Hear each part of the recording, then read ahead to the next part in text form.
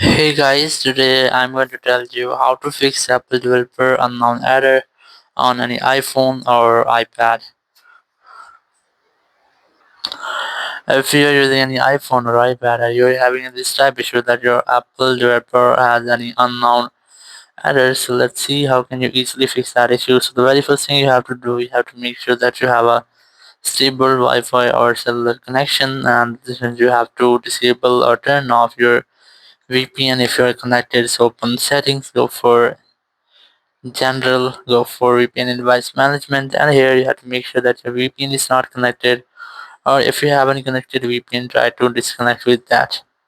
And once you have disconnected your VPN, you have to go general, and you have to make sure that you haven't any software update pending, or if you have any pending software update, you have to try to update with your software. And then go for iPhone storage, and here you have to make sure that you have enough storage, or if you haven't enough storage, you just have to try to delete anything on your iPhone.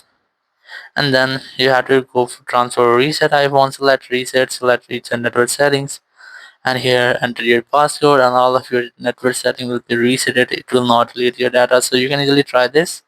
Once you have that, you just have to go for screen time, and here you have to remove all restrictions by disabling this toggle. So you have to make sure that you have disabled this one, and then you have to go back and go for apps, and then go for Safari app here. Then scroll down and look for advanced option. Select website data, and here you have to select remove all website data, and here you just have to scroll down and then go back, and here you just have to look for the clear history option.